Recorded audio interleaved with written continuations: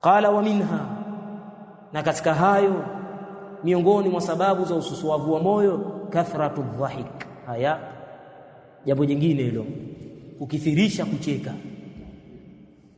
Kukithirisha kucheka.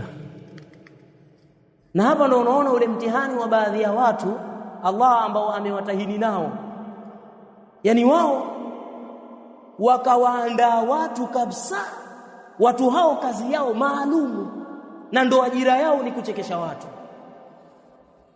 Na pengine hatari zaidi akawa yuko tayari kujifanya yeye hata kama ni baradhuli, yani labda ni mtu shoga, hapo ni hizi lugha kwa kutumia lugha kali kidogo, lakini baadhi ya wakati kufanya sana sitiari, yani kule kuficha ficha ule ukali wa maneno baadhi ya wakati, ndio maana haya machafu yanaendelea na yanaongezeka.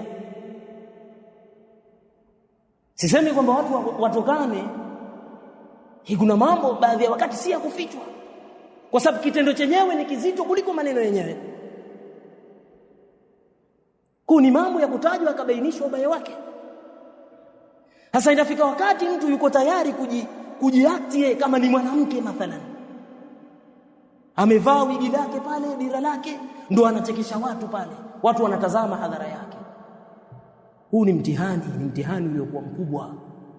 Kwa katika sababu za ususuavu wa moyo ni kathratu dhahik, yani kukithirisha kucheka sana. Fa fi Tirmidhi, katika Jami'u Tirmidhi, anil Hasan, kutoka kwa al-Hasan al-Basri, ana Abi Huraira, kutoka kwa Abu Huraira, ani nabii sallallahu alayhi wasallam annahu qala, mtume anasema, la tukthir adh-dhahik, usikithirishe kucheka, fa inna kathrata adh-dhahik, kwani kwa hakika kukithirisha sana kucheka, tumitul qalba, jambo hilo linauua moyo, jambo hilo linaufisha moyo. Waqala ay al-Imam at-Tirmidhi, na akasema al-Imam at-Tirmidhi, ruwiya, yamepokelewa masimulizi haya, anil Hasani, kutoka kwa al-Imam Hasan al-Basri, qawluhu, yakiwa haya ni maneno yake. Wa kharraja Ibn Majah, na amepokea pia al-Imam Ibn Majah min tariq Abi Raja al-Jazari, kutoka kwa Abi Raja al-Jazari, an Burd ibn Sinan, kutoka kwa Burd ibn Sinan, an Makhul, kutoka kwa Makhul, an Wathil ibn al-Asqa, an Abi Huraira, kutoka kwa Abu Huraira, annahu qala, hakika amesema, qala Rasulullah sallallahu alaihi wasallam, mtume amesema, kathratu dhahik, kucheka sana, tumitul qalba, kunaua moyo.